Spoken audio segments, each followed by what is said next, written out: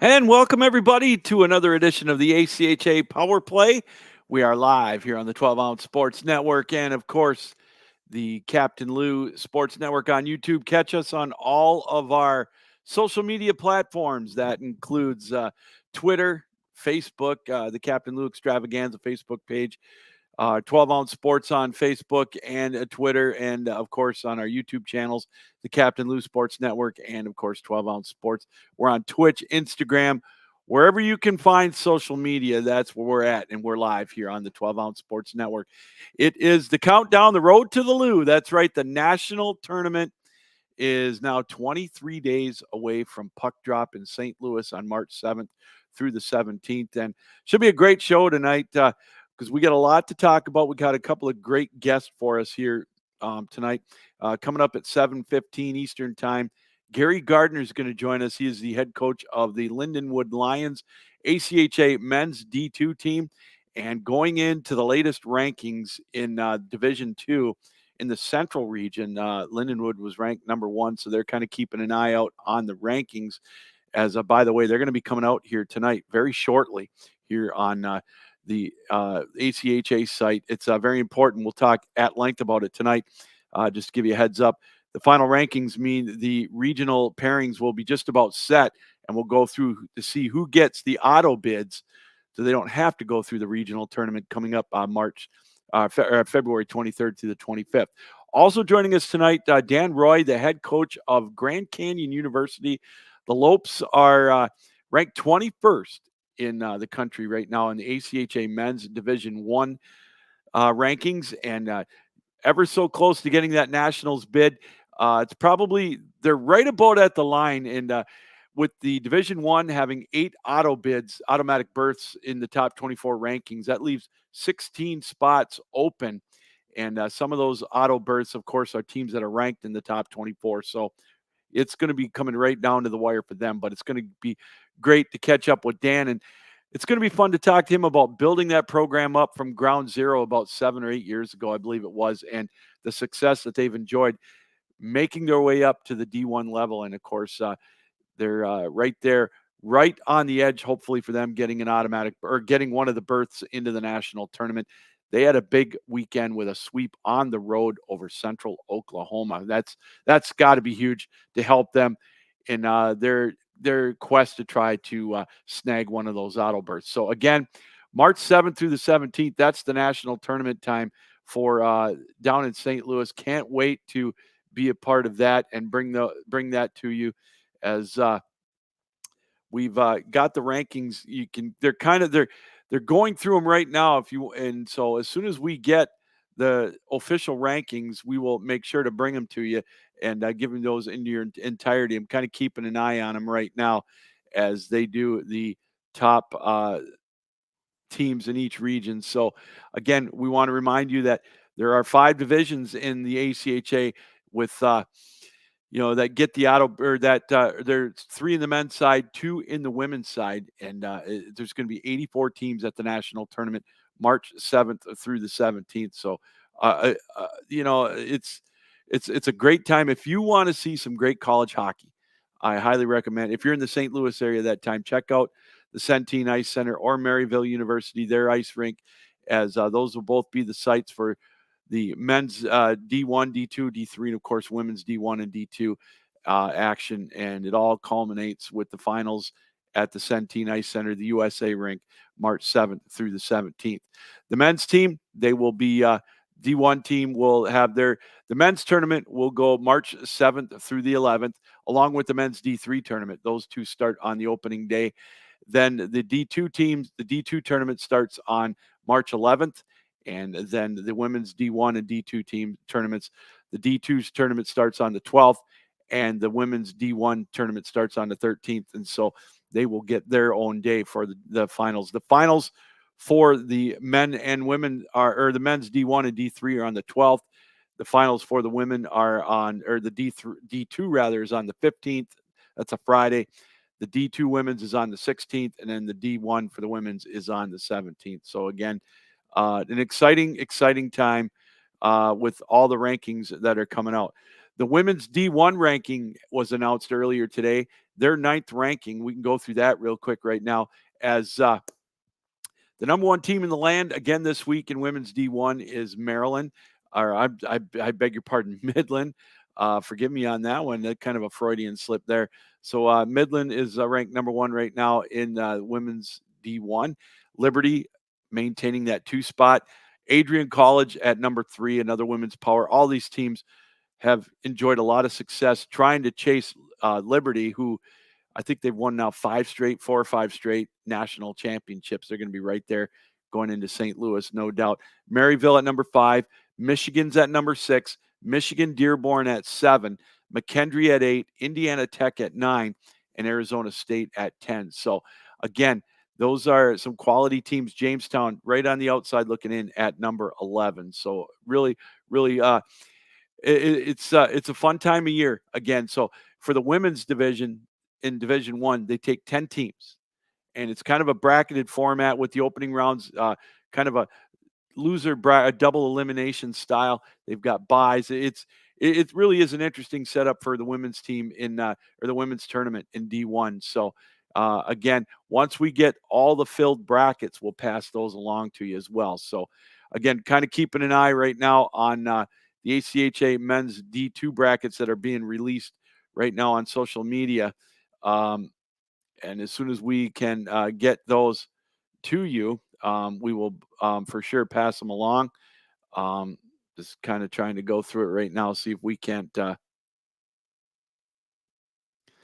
Just kind of thumbing through it real quick to give you the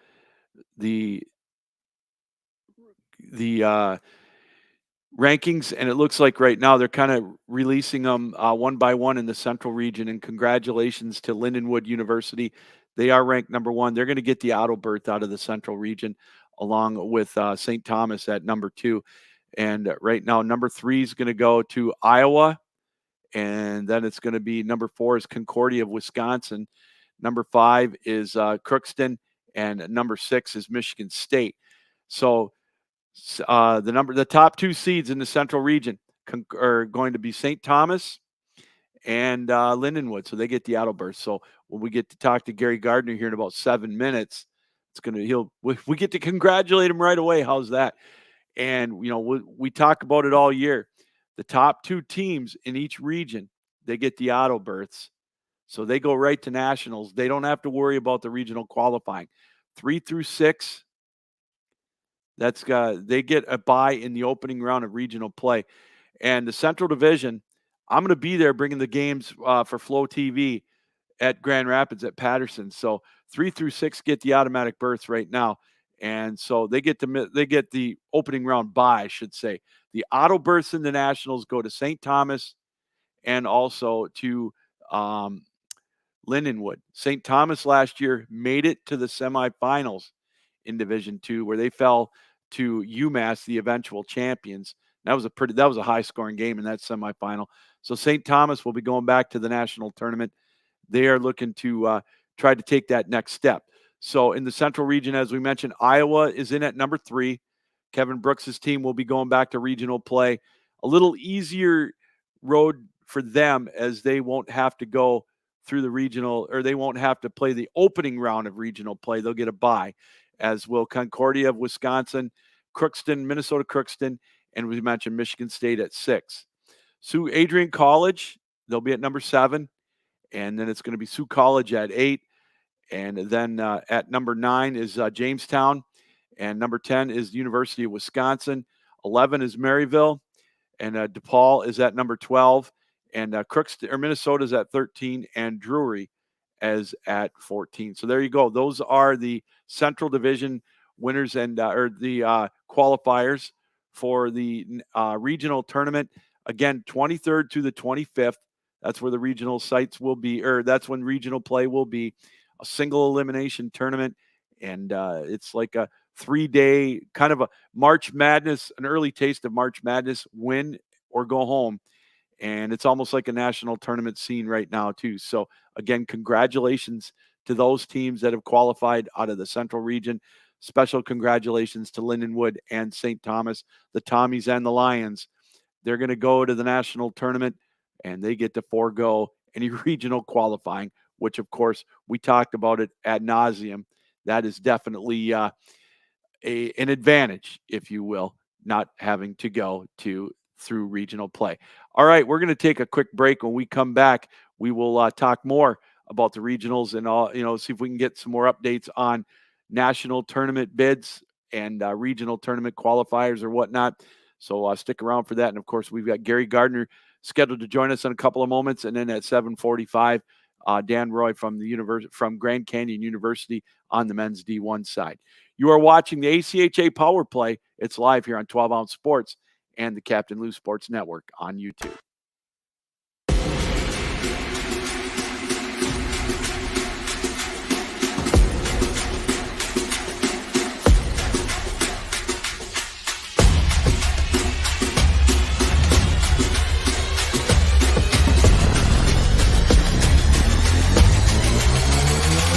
Yeah.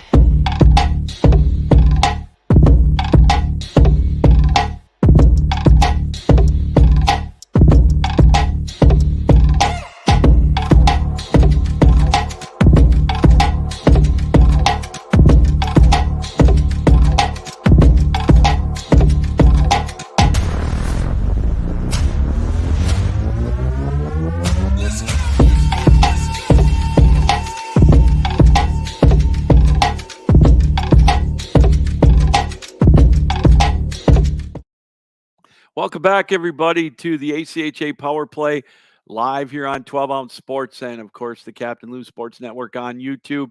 It's an exciting day for us here on the 12 Ounce Sports and the ACHA Power Play as the D2 regional spots are being released by the ACHA on their social media platforms. And congratulations to Lindenwood and to St. Thomas out of the Central region. They get the automatic berths. They're going to nationals. And then the 3 through 14 teams were announced. Iowa, the national runner-up at number 3. Crookston is at number 6, I believe. And then you also in the top 3, or Michigan State is at number 6, rather. Crookston is at 5, and Concordia of Wisconsin is at number 4. So those are 6 of the 14 teams. And in the West region, they're going through those right now, and I can tell you that the number 1 and number 2 teams that get the automatic berths out of the West are going to be Montana State and Weber State, with Providence University at number 3. So again, congratulations to those schools that have made it to the national tournament. The 2 top seeds in both the West and the Central region, and we'll get all of the auto qualifiers, at least the top 2 in each region, and hopefully we can get a complete list here before the end of the show. So again, stay tuned to us here tonight on the ACHA Power Play. 3 weeks to go till national tournament time in St. Louis, and again, it's so exciting to be a part of it, with 84 teams going to converge on St. Louis at the Centene Center for 10 days of great hockey, college hockey at its finest. Bracketed play, pool play for men's D2 and D3 and women's D2, and of course, single elimination for men's D1 with 24 teams. You talk about sudden death hockey. Oh my gosh. Some of the games that we've been able to do over the years, I've been blessed. This will be my 8th year doing national tournament coverage. Void of the year with COVID in 2020, but it's so exciting to see all the fans, all the teams, all the coaches, it is a great fraternity of hockey, and again, very blessed to be a part of it here on the ACHA Power Play. So again, so far, congratulations one more time to the automatic qualifiers that were announced. So in the West and Central regions, in the West, it's Montana State getting a number 1 seed out of the West region. Weber State, the number 2 seed. So they're already set. Their ticket is punched to go to St. Louis to begin their tournament on March 12th. And in the Central region, as we mentioned, congratulations to Lindenwood and also to St. Thomas. And both of those teams with a lot of tradition at the national level, with St. Thomas, of course, as well. All right, let's see if we can't go to our guest line right now, talking about a national qualifier. Let's bring in and congratulate Gary Gardner, the head coach of the Lindenwood Lions. Gary, thanks for taking time out tonight. How are you? Good, good. Thanks, Lou, for having me on again. So this is awesome. I really appreciated it last year, and I think you do a good thing Well, thank you. for the ACHA. So I'm happy to be on. Appreciate it. So again, congratulations. And you know, I've had probably 100 coaches on, and there's only one that said they would rather go through regional play. I'm not going to tell you who it is. You'd probably get a chuckle out of who it is, anyways. But please tell me you're not one of those that would want to sweat it out for 3 days to try to get to get a bid to nationals. No, I enjoy having hair on top of my head, to be honest. Well, I'm jealous then, man. So I don't really need the stress, but no, I would take the auto bid all day long. It is a break, but any opportunity that you can get to get into the tournament, and that's the first opportunity, Yeah. is winning the regular season for your division. I think that that's a nice goal to set for your program, and if you can hit it, even better. Those 1 and 2 spots you got to take them when they're available. Yeah, I mean, as much as I'd like to see you in Grand Rapids in a couple of weeks, I totally get it. Now you can kind of sit back and watch the games, if you will, and enjoy yourself. Yeah, I do enjoy watching them because to be honest, out of all the ACHA divisions, the regional tournament in D2 is something to watch. It is impressive because at the end of the day, when that puck is dropped, you can have a better team on paper. You think you have a better team on paper, but and especially in the ACHA, there's a lot of kids that just play for the passion of the game, Yeah. and when that puck drops, it's whoever's ready and whoever wants it more, and it doesn't really matter about the rosters or how you got there at that point. So I think the regional tournament brings out such a product for the ACHA. So your impressions so on the season, obviously it's the regular season success, but any surprises? I know you guys have such a tough schedule that you play a gauntlet, which helps you in these rankings. But how any surprises on how well you may have done this year? I knew, Lou, to be honest, it was going to be a challenge. I mean, when you make a schedule, being in this league for quite some time now, I feel that I have those conversations with teams. You kind of know who's coming up and who maybe taking a step down. So I do my due diligence on building the best schedule possible, and that's kind of what we did this year. So I knew it would be challenging for our group, but we had a lot of returners, a lot of guys that have the national tournament experience from last year. Mhm. And then I still have a good group that are all juniors that were in the Final Four 2 years ago. Yeah. So to me, I got to make it hard on them. I got to make it hard on us, and that's the only way that, to me, that prepares you for the national tournament. Is you got to play everyone as much as you can. I know we didn't really get to play the Northeast, and they have they do such a good job bringing in good teams too. So that might be the division that obviously we might not have seen, but hopefully it matches up well for us. You talked about that. You mentioned your juniors that made that run a couple of years ago. What was the biggest thing they took away from that? Well, it was at home. Yeah. It was at our rink, so we lost to UMary in the Final Four. It was tough, but I also told that group, we'd be back. I mean, when Mhm. you have majority of your roster that were freshmen that year, your decor that were all freshmen, Yeah. and you just try to, you don't when there's 16 other teams, they're going to think they got a really good shot. Then there's like 4 or 5 that have a legit shot, and you just hope that you're in that 4 or 5, and no matter that freshman year with all, we might have not been as experienced at the back end, but you hope that you could still make a run, and we were good enough to make a run, yes, but we didn't. So now we're gonna, we're building up, and to me, we're in a good window that should put us in a good opportunity to have success. Well, one of the things that I noticed with you guys, Gary, is you know, you've got some good firepower too on the offensive side. I look at Sam Watson and Brett Robinson and Gage Versba leading the way for you, and Brett Robinson on defense. That's one that always fascinates me too. Is you got it from the back end too. Yeah. So Brett Robinson's a freshman. He's a good player. He joins in offensively. Obviously, you see the numbers. Mm-hmm. He can play a hard game defending. He likes to defend with the puck on his stick. And that's kind of our identity. I don't want to sit back and then, just play defense. We want to have the puck and get it back as fast as possible. So he plays right into our identity. He's had success for sure. And, he's had some moments where, he's really been the game changer for our team. But there's plenty of firepower back on the D. We've always been a team that kind of fires by committee. That's kind of how our MO is try to wear teams down, play as fast as possible. So, we don't really rely on one guy. The names that you mentioned, Sam Watson, he's a big center for us. He's a senior, big boy, can play a hard game no matter the temperature of the game. He's going to be ready. And then he can put the puck in the net. He can make plays, and he's very, very hard on the defenders, making them turn for pucks and getting pucks in that. Then Gage, the other guy you mentioned, he's a freshman. He's a big boy too. Yeah. So I got some freshman firepower, and then you kind of mix it in. You kind of mix it in with the veterans. It's, you kind of got the perfect storm rolling into the tournament. But Gage he's got soft hands for a big guy. He doesn't mind putting the puck in the net. He's one of those guys. If he doesn't score, he's pretty hard on himself. So, we got a good mix of guys.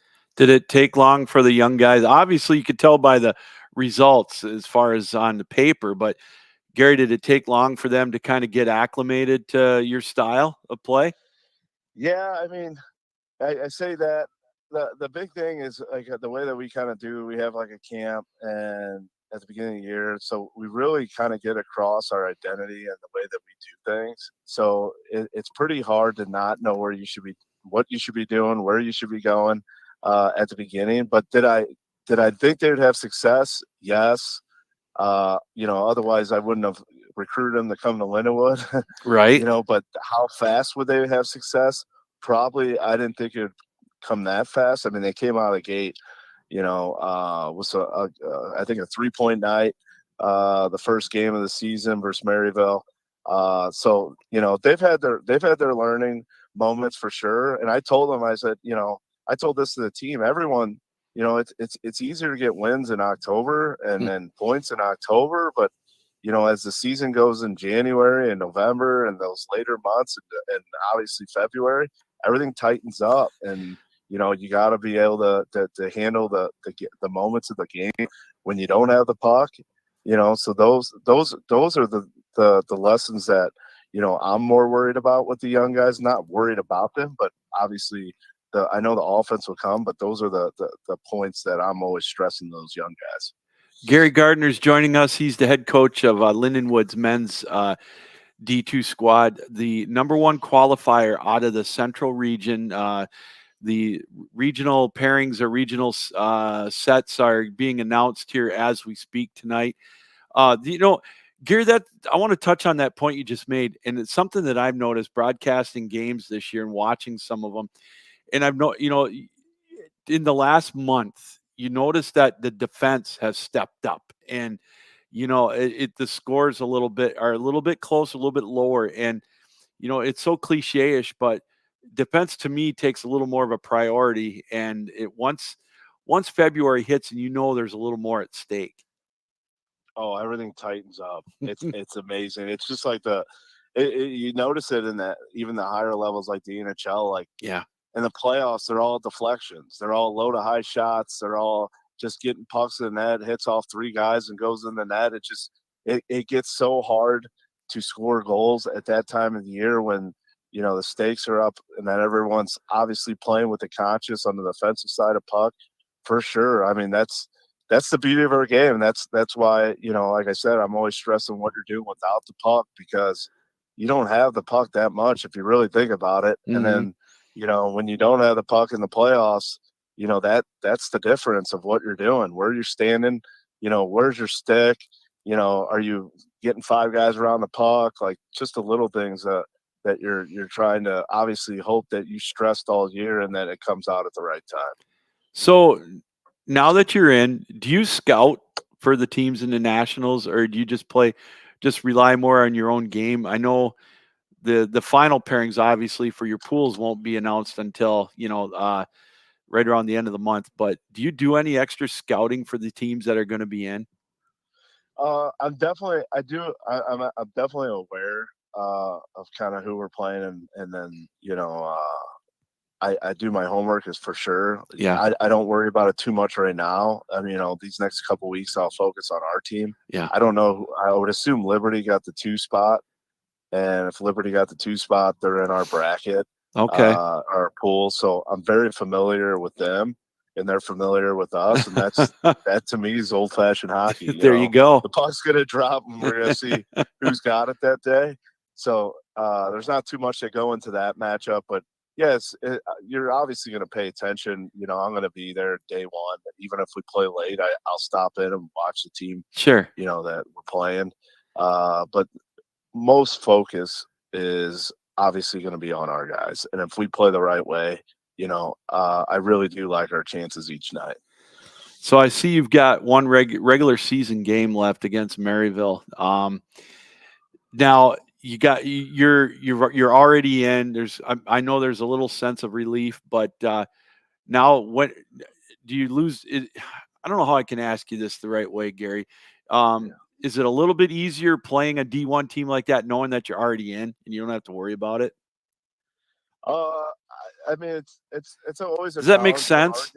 Yeah, no, it makes perfect sense. I mean, yeah, we're playing for something for sure. Just the pride, Yeah. and then obviously it's a challenge for our guys to see where we're at. I mean, Maryville does a good job. They got a good program, and like last year it was back and forth game, and but at the end of the day, I tell my guys, anytime you get an opportunity to put your skates on and play the greatest game in the world, I mean, you got to take advantage of it.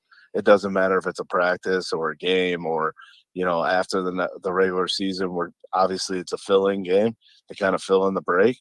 We're obviously going to be coming ready to compete. So you guys are going to be home. I mean, that's got to be somewhat of an advantage for you guys to be able to sleep in their own beds at night. Yeah, I mean, I really don't have I don't really have a too infinitive answer on that. Like, how much is it good or is it not good as far as the distractions? Because obviously, if families start coming in and stuff like that, by all means, they should. That's what you want. You want the support. But obviously, the hotels. When you got hotels that everyone's kind of on the same page, 24 hours at a time with meals and team meetings and stuff. So, we'll do our best to kind of keep guys focused. But to me, I'd rather, at the end of the day, to have an opportunity to play at home. It should be an advantage, and it should be something that we remember for the rest of our lives. So what do you think the guys have to work on, not just to keep their focus, but to stay sharp, maybe if there is anything to bring it up, maybe a hair more as you get ready for nationals in 3.5 weeks? Well, I will say it's been a rugged year on our group. Okay. As you said, the gauntlet of our schedule. So it's probably not a bad deal to kind of reel it back for the next 7-8 days. Okay. And ramp it back up before we play Maryville. The big thing is, staying sharp, staying competitive. And I told him it seems like a long time, but it goes quick. And if you're going 1 foot in front of the other one day at a time, it's going to go faster than you think. And, I just told him that we're just knocking it out day by day, but we're going to, definitely do the good part about us is that we got a pretty big roster in the sense of 30 guys. So 32 guys. So we can really, have some good intensity practices when we need to. And they even have, a lot of 5-on-5 stuff. So what is it? Does it feel any better as a coach making it to nationals as opposed when you made it as a player?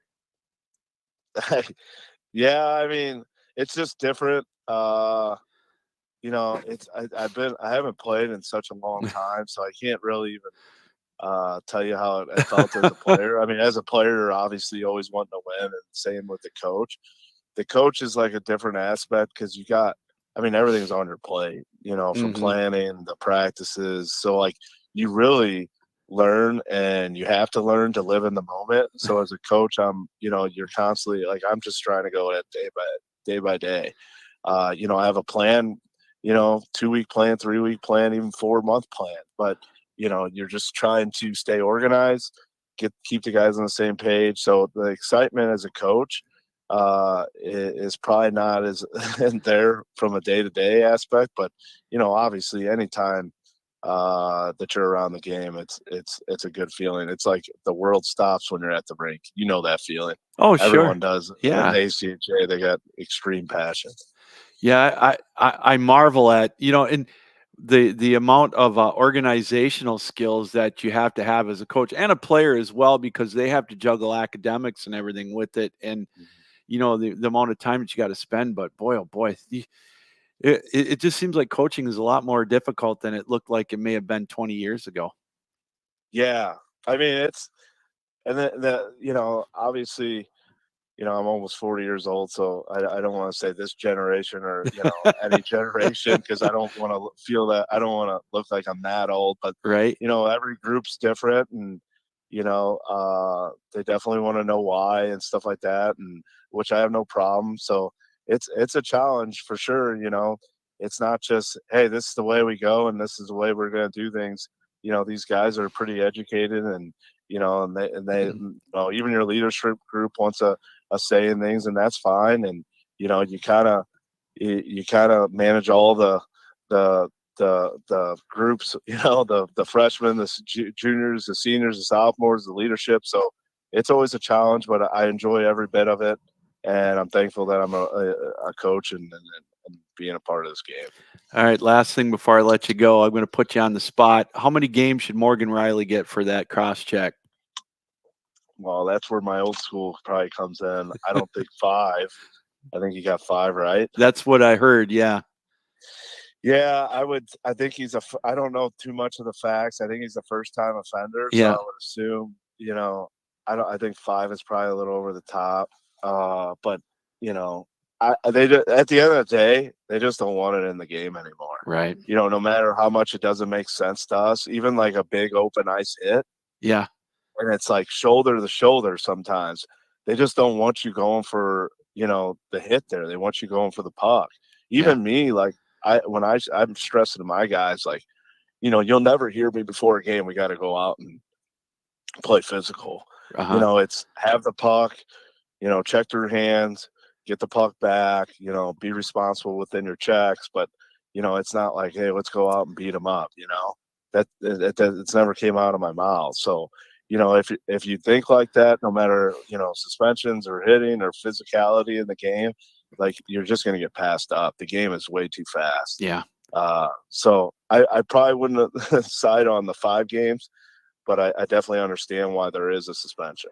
Well, the only reason I think I'm not surprised is the kid, Lucas Raymond from the Red Wings got kind of blindsided by the guy from Vancouver, and he got 2 games for that. And so I'm thinking, if that guy, and I can't pronounce the guy's last name, from Vancouver, if he on Saturday he got 2 games for that hit.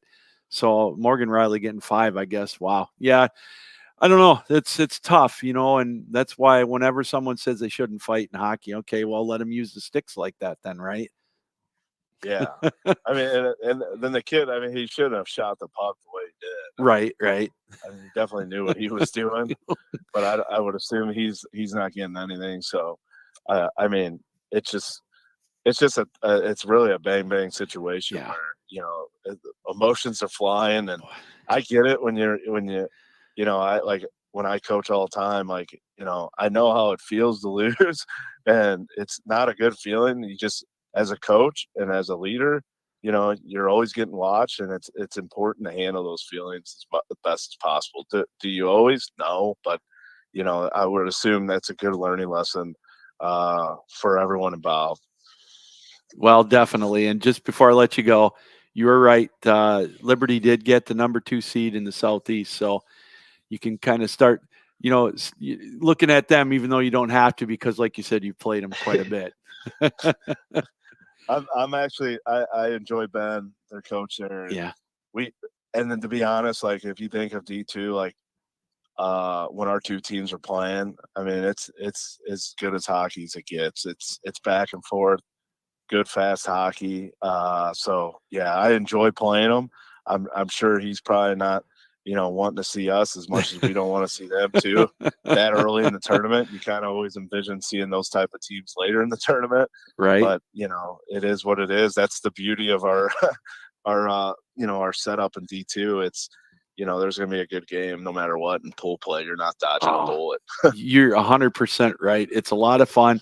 Can't wait for it. It's the D1 and D3, 23 days to puck drop. So that means yours is 28 days. Gary, thanks for taking time out tonight, for coming on the show again. Good luck. Can't wait to see you guys down in St. Louis, and glad all is well. And again, thank you for coming on. Thank you. What day are you coming in? I'm going to be there for the whole tournament. I'll be down there the Wednesday before the first game for D1 and D3. I'm going to do a podcast live from the USA rink on that Wednesday night, and then I'll be there for all 10 days. Awesome. Well, I'll come find you. I appreciate you bringing me on for one, for two, what you do for the ACHA. It's guys like you that really grow it. Thank you. And at the end of the day, it's about the kids, and I think you do a good job. And, Thank you. Bringing awareness to our league, because it is a good product. It is, and then the national tournament. It's unbelievable, the hockey that comes out of there. My gosh, there's nothing like it. 100% agree. You bet. My pleasure. And again, yeah, I'll come find you for sure. Say hi to you. All right. Thanks, Lou. Thanks, Gary. Talk to you soon. You bet. All right. Gary Gardner, the head coach of Lindenwood, the Lions, the #1 seed out of the central region of the ACHA. So they get to avoid the gauntlet that is the regional tournament. Coming up February 23rd through the 25th in Grand Rapids. But, again, you want to talk about the gauntlet that they had for for their regular season schedule. I'm just kind of bringing it up right now, kind of walking on the seat of my pants here to see if my computer is a little bit slow here. Bear with me on it. But I know they played Liberty quite a few times, and let's see if I can. All right. I don't know why it's so slow. They play Maryville, Trine, Liberty, like we mentioned, Florida Gulf Coast, which, by the way, is the #1 seed in the Southeast region. So congratulations to Bob Brinkworth's team. They're going. Weber State, who has got a auto berth out of the West. Iowa, the 3rd seed. DePaul's going to the regional tournament. Concordia of Wisconsin, they're the 4th seed in the Central. Utah State, St. Thomas, who got the other seed in the other automatic berth in the Central Division. Montana State, the #1 team out of the West. Concordia, like we mentioned, Marion. Drury, who's in. This gauntlet is incredible, and so they're going to be playing. And just a couple of tune-up games, if you will. They're going to be playing Maryville, the D1 squad, and before the national tournament. So battle tested. That's going to be Lindenwood. They're going to be a force to be reckoned with. And you already heard he knows one of his teams in his pool is going to be Liberty, and 2 powerhouses in the ACHA. There's so many good teams in D2. And like Gary mentioned, what you need to do, if you've got Flow Hockey, get a subscription or whatever, or if you're in these areas, we'll tell you where the regional tournaments are going to be here before the end of the show. But February 23rd through the 25th, the Central region is going to be in Grand Rapids. That's where I'll be broadcasting the games. Can't wait for that. That's going to be such a fun setting for ACHA hockey. So, all right, we're going to take a quick break. When we come back, we'll give you as many of the tournament seeds as we can for the regional tournaments, the seeding there, and we'll go through that for you. So you're watching the ACHA Power Play, and it is live here on 12 Ounce Sports and, of course, the Captain Lou Sports Network on YouTube.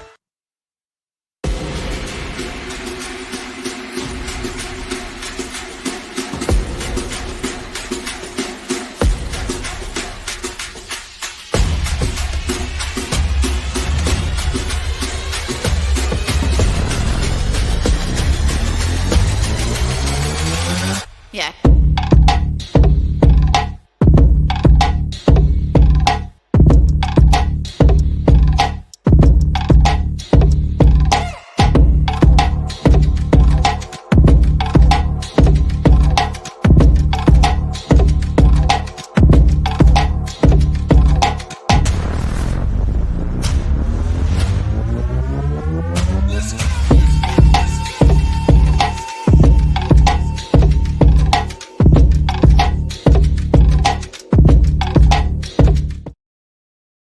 Welcome back, everybody, to the ACHA Power Play. We are live here on 12 Ounce Sports and, of course, the Captain Lou Sports Network on YouTube. I want to again thanks Gary Gardner for joining us, the head coach of Lindenwood's ACHA men's D2 squad, as they are automatic qualifiers out of the Central region. They are heading to their next national tournament, which is going to be for the D2 squad. See if I can bring this up real quick. Again, for the D2 teams, it's going to be March 11th through the 15th. That's when the opening day of pool play is. So, again, how the Division II tournament works for the men, there's going to be 4 pools of 4 teams, and they play round robin for 3 days. And then the top team in each pool advances to the semis and the finals, and which the semis will be on March the 14th, and then the finals that Friday on March the 15th. So, the semis start on Monday, and they go right through to Friday. And it is great hockey. You know, it's the only thing different between the pool play, obviously, in the brackets is that you in the pool play, in some instances, you can lose a game and still qualify for the national or for the semis and the finals. It may take a tiebreaker or two, but it's just the action is so ramped up, the defense and everything, from defense and obviously you can't take any periods off really in the single elimination tournament that is D1 or the women's D1, but it's you get the D2 and the D3 squads for the men and the D2 squads for the women. They're guaranteed 3 games of pool play in the nationals, and I got to tell you, even the games that are for the team, say on the 3rd day of pool play for the 2 teams that may not be in it for a shot at going to the semis, they're intense because for a lot of these schools, this is the last opportunity. A lot of these kids, it could be their last opportunity to play a higher level of college hockey. And so, I mean, they leave it all out there. And that's the beauty of this tournament. And, you get some of the best hockey players in all the land at the collegiate level.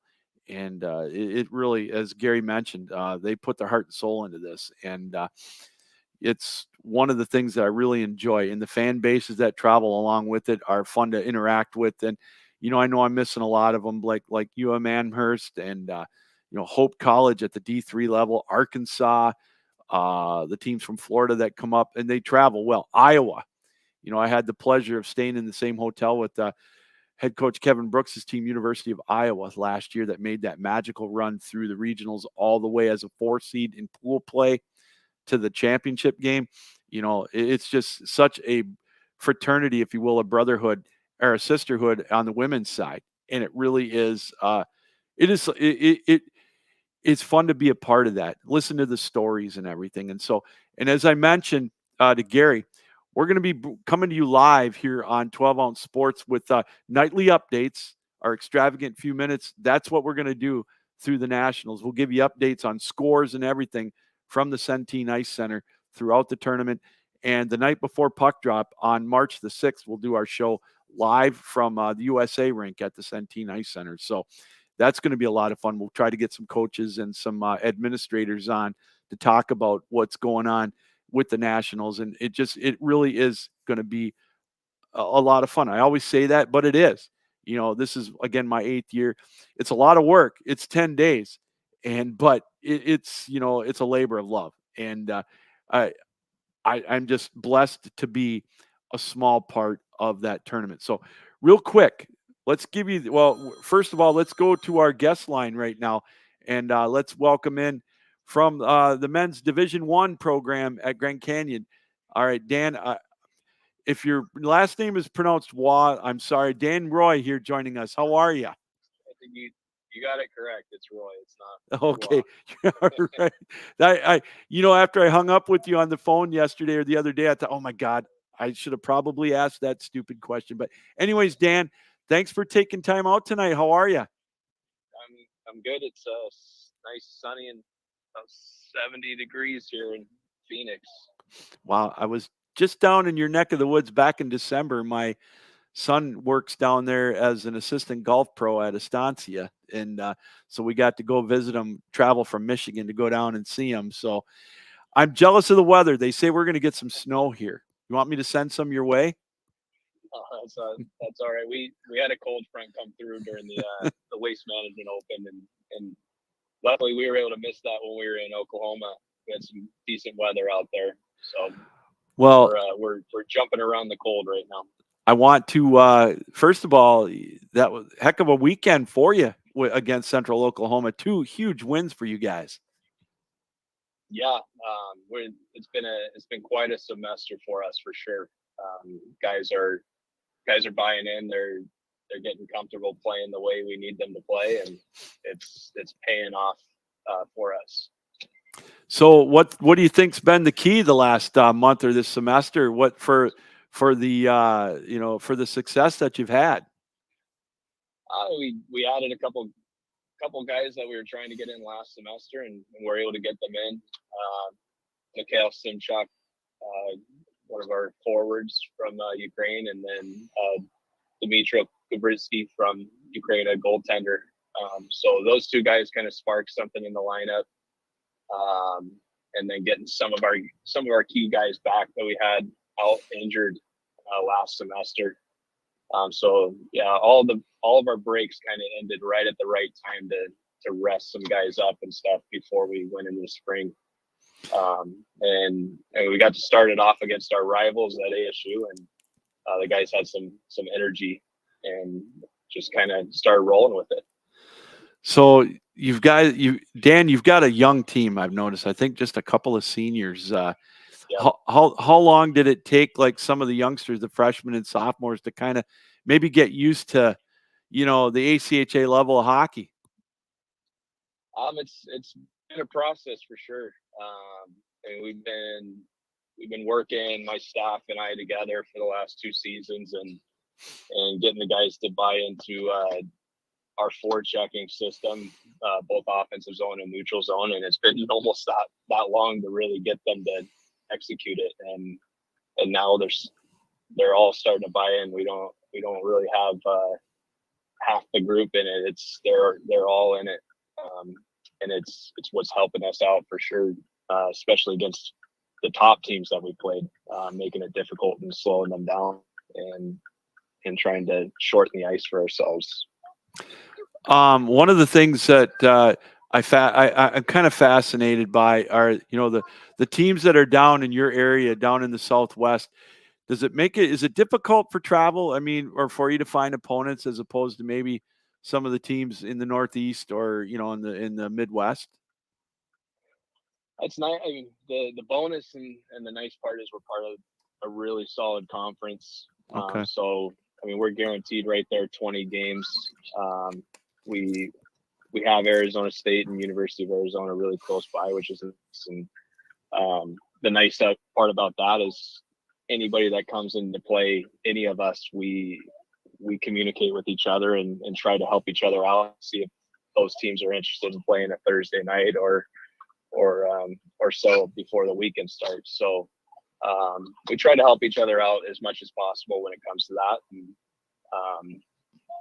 we've been a solid program. We built really good relationships within the ACHA and stuff. So I've had a number of teams always reach out, like Minot reached out to us this off season and invited us out, and I was like, sure, we'll go up there, and they'll always reciprocate and come back down here the following year. So it's just kind of like, it's just all about working out those relationships within the league, and being a team that's going to play you tough but respectfully, and burn a bridge and make it difficult to try and schedule with somebody again.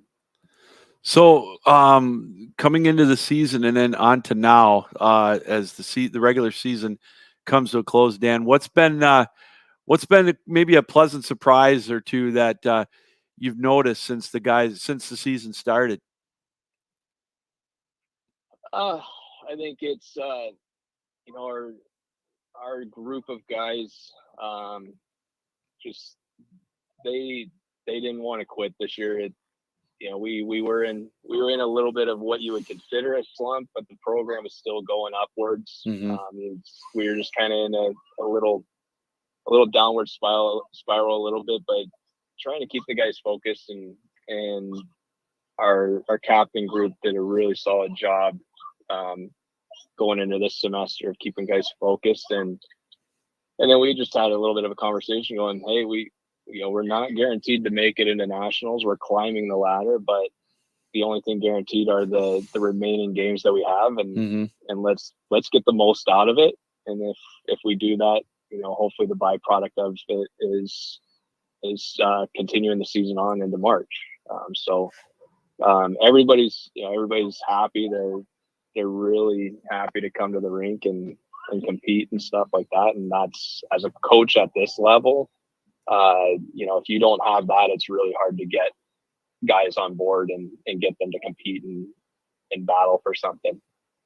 So, that brings me to my next question. The latest rankings, you guys are 21st. Your regular season's over, correct? Yeah, we're off this weekend. So, how difficult is it going to be how difficult is it to watch the rankings and just kind of keep your fingers crossed, if you will?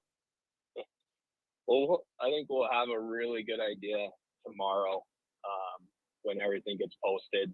I think if we get the amount of points that we need to climb up and get ourselves up into the teens, even with a bye week, I don't see us dropping a chunk. We might drop a little bit, 18, 19 or something like that. But I think we did enough. I've been around the league for a long enough time to understand the system and the ins and outs of it. And I'm confident that the computer is going to do what we need it to do. And we do have another week of rankings, so it's not the best time to really say, hey, yeah, we're in. But we're definitely really confident in what we've done to get us to potentially get us a spot in the tournament. So, as far as practice and everything goes for the next couple of weeks, what do you guys do to keep it fresh? Well, we finished the year off with 2, 3 and 3 weekends, which are definitely tough at this level. They sure are. 3-0, yeah, to be able to go essentially 3-0 on those weekends. Wow. The guys put a lot into it. We gave them the day off on Monday. Today, what we did was a year ago, not a year ago, back in 2018, we started a little end of the season tournament cup that the guys really look forward to. And since the season's not over this year, figured it was a perfect week for them to draft 4 teams. All the players play goalie, the goalies play player. So it's fair across the board, and they have a trophy that they get to win and put their team's name on the plaque. So that way the following year, the new guys get to see it and stuff like that. And it's been going on and on. So yeah, I'd say today we had some fun. Tomorrow we'll finish up that little tournament, and then Thursday we'll get right to work, get a sweat in going into the weekend, and then we're on the ice Monday through Thursday up until the 5th before we would have to head out. Mm-hmm. Wow. So if there's one thing that you think the guys may need to improve on, Dan, what would it be? I think I would say the way Nationals is built, it's a one and done, and you have to put every ounce of energy and compete into one game. And then if you can get through that one successfully, you got to ask your guys to turn around and do it again. So essentially you're playing like the season's coming to an end. And in order for us to do that, we need to be conditioned going in. We got a good amount of time here to do some off ice in conjunction with on ice, but we're going to do our best to make sure our legs and lungs can compete. And I mean, we already practice our guys extremely hard, and they love doing it. They beat themselves into the ground, and it shows in how we play and how we forecheck and compete. But they understand that for us to do that and try to do that through a tournament like the D1 National Tournament, it's going to take some extra work for us during these off weeks. So I want to ask you on a personal level, you started the program pretty much from ground zero, from scratch, correct? Yes. Correct. Now that had to been quite the experience. A lot of highs and a lot of lows, I'm sure. What was the most difficult thing as far as starting a program, just like literally from scratch? Um, I would say it's convincing guys that, hey, we have a vision here. Uh-huh. It is to become one of the top teams in the programs in the country at the ACHA level. I know we don't have, at the time, we didn't really have a pedigree. Like, it was just convincing guys to come to a program that hasn't done anything, but has a vision. And I think that was the most important, is trying to sell that that vision and belief system that this program would reach a certain point, and getting to a D1 level, and even we have a D2 team, we have a D3 team, we have a women's team. All that stuff was part of the vision of the program, and then getting teams to the national tournament, and not just having the focus of, hey, we would love to show up and say hi to everybody at the tournament, but having a team that we feel has confidence in itself to be a threat, and hopefully make it through a round or two, or surprise ourselves and make it even further than that. So really, it took a while to get some quality guys to see that, but once we got guys here and they started building it, and seeing some of the benefit and the growth, and how much we cared, then it helped with trying to recruit internally with our guys, just talking to guys they know, and helping us recruit and stuff like that. And that's kind of a model we've continued to use year after year. So I got to ask you, why do goalies make such good coaches? I mean, I don't know. I would say, like, I played goalie. I started playing hockey at 6 years old, and switched to goalie at 12. Just because one summer we didn't have any goalies for our summer skates. Okay. And borrowed the rink's loaner pads and put them on, and I was athletic enough to make saves and be good enough that my some of my teammates that were playing were like, well, you should play goalie, and I was dumb enough to say, yeah, that sounds like a great idea. I mean, from 12 years old all the way up to even when I played a year of junior college in ACHA Division III at 20 years old or 19 years old. I played every single position every single week.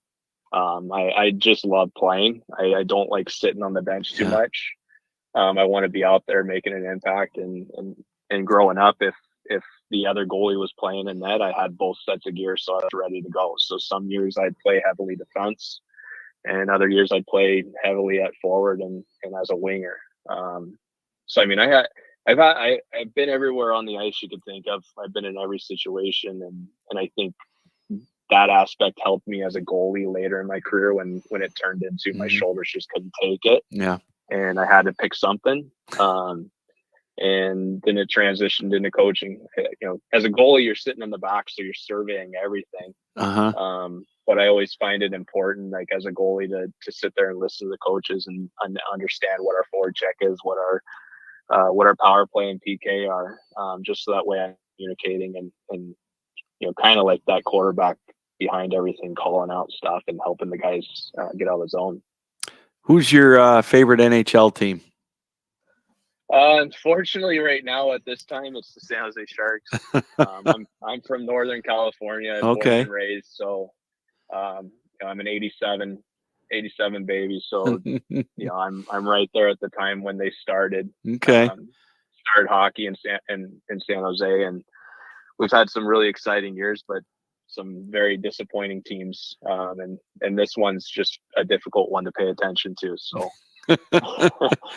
I don't waver from it. I will support the Coyotes being in Arizona and wanting them to try and find a place to play and stay here. But for sure, I root for the Sharks every year. Well, that's good. Hey, you're like us Red Wing fans. We're going through a little bit of a drought, but we're coming. We're coming. Yeah. Hopefully we can sneak I mean, into the playoffs. I was a huge Fedorov fan as a kid. I mean, one of my favorite players Oh, growing up. okay. So I was a big Fedorov fan. I mean, wore my jerseys like him. Nice. I had a Russian Red Army jersey with Fedorov on the back. That's awesome. So That's awesome. yeah. Well, Dan, I appreciate you taking time out tonight to be with us. Good luck. Sure. We'll keep our fingers crossed. I'd love to see you in St. Louis on March 7th. You know, I'll be down there, or well, in my case, down there for you guys. Hopefully you're up there, and you know, I'll make sure to stop and say hi to you. But keep up the great work, man. It's fun to see. Definitely. Thank you. I appreciate you having me on. It's been awesome. All right. Thanks, Dan. All right. Thank you. The head coach of the Grand Canyon University, the Lopes, right now, they're ranked in the top 20 in the ACHA men's Division One. And as we talk about the rankings for men's D1, they take the top. It's a 24 team tournament, as we mentioned, but there are auto bids, automatic berths. I think 8 conferences get automatic berths, and then you've got 16 at large teams. So, and obviously some of those teams are ranked in the top 24, and so kind of the gauge, I think, to be safe in the top 20 to get into the tournament, your computer ranking or whatnot, you probably want to be right around 20 or 21, just so you got some breathing room. You know, if you're down around 23 and 24, that you could be on the outside looking in. But it looks like Grand Canyon's got themselves a pretty good chance of getting in. And last weekend's big weekend sweep on the road against Central Oklahoma and ACHA Men's Division I Power is not going to do anything to hurt their chances. So there you go. All right. This has been a fun night, and we're going to conclude the night here tonight by going through the men's D2 final rankings. They're out, and so that means that the regional pairings are pretty much set for the all 4 of the regions, and we're going to bring those up real quickly here. I just want to bring something up real quick here for the regionals, just kind of let you know where every one of them are at. And we're going to start out now by giving you the regional pairings. First, we're going to go in the Southeast region. The auto berths for the Southeast, Florida Gulf Coast and Liberty are 1 and 2. So congratulations to those squads. As again, D2 Powers, it seems like they're there every year at the national tournament. Florida Gulf Coast, they've Bob Brinkworth's team has gotten pedigree. They've been everywhere. Or they've been to the tournament many times, and they're no stranger to the national tournament scene. The teams that get the bye out of the first round of the regionals in the Southeast are going to be the 3 seed Indiana, 4 seed Miami, 5 seed Kentucky, and 6 seed Ohio.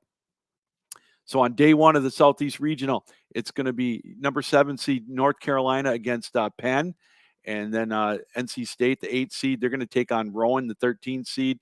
Then it's going to be Penn State against North Carolina Wilmington. And then finally on day 1 in the Southeast region, it's going to be Rider against Louisville. And then, it'll be reseeded. The lowest remaining seed would take on Indiana and so forth in that region. So that region is going to take place at Athens, Ohio, at the Bird Arena. That's a great barn, by the way, to watch watch any kind of hockey games. That's going to be February 23rd through the 25th. All right, next up in the Northeast region, which is going to take place at the Keene Ice Regional, or the Keene Ice Center in Keene, New Hampshire, 23rd through the 25th. In the Northeast region, the automatic berths, by the way, they're going to go to Northeastern number 1 and Keene State number 2. So they get to go and avoid the gauntlet that is regional play. Their tickets are punched. The 3rd seed in the Northeast region is going to be RPI. The 4th seed is going to be New Hampshire. The 5th seed is Army, and the 6th seed is the defending national champions at the D2 level. That's UMass Amherst. So they get to go through the regional play. They get the first day as a bye, as it's going to be number 7 Bentley against Central Connecticut College, rather.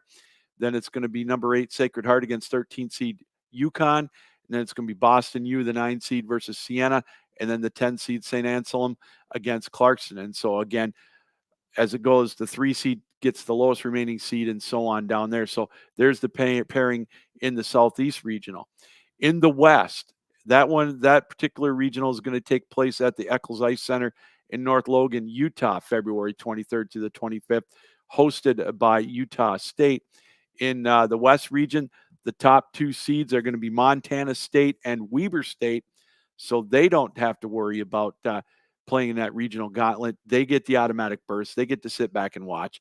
The 3 seed is going to be Providence University, number 4 Montana State University, Denver, then Utah State, the 5 seed, and then the 6 seed is Loyola Marymount. They get the bye in the first round of the regional tournament. So on day 1 in the West, it's going to be 7 seed Northern Arizona against Utah. Then it's going to be Boise State against UCLA. And then it's going to be the 9 seed Southern Methodist against Texas. And then finally, it's going to be Denver against Dakota College of Botano. Travis Rybczynski's team is back in regional play and a friend of the show. So good luck to all of those teams. And of course, on day 2, Providence, the 3 seed, will get the lowest remaining seed, and so on 4 through 6. So that's the West Regional. And finally, in the Central Regional, which is going to take place in Grand Rapids at the Patterson Ice Center, hosted by Davenport University, the top 2 seeds in the Central Division are going to be the number 2 seed, which is St. Thomas, the Tommies, and the number 1 seed is Lindenwood. Of course, we just talked with Lindenwood's head coach, Gary Gardner. So they get to kind of take a deep breath and relax. I know this was one of the tightest regionals. It was a coin flip a couple of weeks ago between St. Thomas and Iowa, and I believe even Concordia. So real tight in that region, but St. Thomas and also Lindenwood, they get the auto berths out of the Central region. So their ticket is punched to St. Louis as well. The number 3 seed is going to be Iowa, the national runner-up last year. Kevin Brooks' team will be traveling to Grand Rapids. They'll get the opening day as a bye, as they're the 3 seed. It'll be Concordia, the 4 seed, Minnesota Crookston, the 5 seed, and Michigan State, the 6 seed. They get the opening day off. Then on day 2, it's going to be Adrian College taking on Minnesota, or day 1, rather, I beg your pardon. Adrian College, the 7 seed, against Minnesota. Then it's going to be Sioux College, the 8 seed, against Drury, the 13 seed. Jamestown, the 9 seed, against DePaul, the 12 seed. And it's going to be number 10, Wisconsin, taking on Maryville. And then on day 2, Iowa will get the lowest remaining seed, and so on down through 4 through 6. So again, one more time, congratulations to the teams, the automatic berths in the national tournament for the Division II side. In the Central region, it's Lindenwood and St. Thomas. They're going to go back to the national tournament. In the West, the auto berths go to Montana State and Weber State. And in the East, it's going to be Northeastern and Keene State. They get the auto berths. And finally, in the Southeast, it's Florida Gulf Coast and Liberty. So there you go. The D2 tournament, the regionals are set. Those take place, in a week and a half at the prospective sites again. Keene State for the Northeast. It's going to be Ohio University for the Southeast. It's going to be Patterson for the West. Patterson for the Central. That's in Grand Rapids, Michigan, and Utah State for the West region. So it's getting down to crunch time. This is where it gets fun for us as fans and broadcasters and whatnot. We are less than 3 weeks away, from puck drop for the Nationals. But now for the D2 for the men, this is where it starts their quote-unquote March Madness, maybe, as they get regional play 23rd through the 25th. If you're going to be at the Patterson Ice Center in Grand Rapids for any of those tournaments, please stop by and say hi. I'll be there all 3 days. I'll be broadcasting the games for Flow Hockey as well. So that's going to be an exciting, exciting weekend. Just a taste for what it's going to be like at the national tournament. All right, that's going to do it. Oh, again, we also want to let you know that we're excited here at 12 Ounce Sports, as we'll be doing our show on Wednesday night, March the 6th, live from the Centene Ice Center, the night before the national tournament. And make sure you stay tuned to 12 Ounce Sports and all of our social media platforms, Twitter, Facebook, YouTube, Twitch, Instagram, and follow us on Captain Lou Extravaganza and 12 Ounce Sports on all of those networks. My Twitter handle is at the Real Captain Lou. See if I can bring those up real quick here. Okay. Follow us there on the bottom of the screen. You can see where you can subscribe to us. We're going to have nightly updates on the scores, the standings, the brackets, and everything in all 5 divisions. It's going to be a lot of fun. And I say that all the time, but it really is. And I just can't wait to bring all of that to you. So stay tuned to 12 Ounce Sports. Stay tuned to the Captain Lou Sports Network on YouTube. And again, see our social media platforms on the bottom of the screen. Follow us on X. Follow me on Facebook at the Captain Lou Extravaganza and the Captain Lou Sports Network and 12 Ounce Sports on YouTube. That will give you an idea how you can keep up with us throughout the national tournament. If you're there, stop by and say hi. If not, if you watch us on the national tournament, it's going to be on Flow TV, Flow Sports, and a lot of great hockey as well. All right, that's going to do it for tonight. We will be back next Tuesday with another edition of the ACHA Power Play. Want to thank our special guest tonight, Gary Gardner, the head coach of Lindenwood University, the #1 seed in the Central Region. He can now look forward to nationals. And, of course, Dan Roy, the head coach of Grand Canyon, ranked in the top 20 right now in the ACHA in men's Division 1.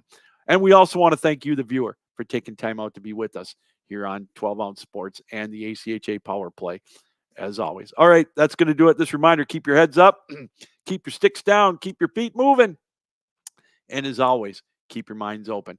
Until next Tuesday on the ACHA Power Play, Captain Lou saying so long. And thanks again for joining us on the Captain Lou Sports Network on YouTube and, of course, 12 Ounce Sports. So long.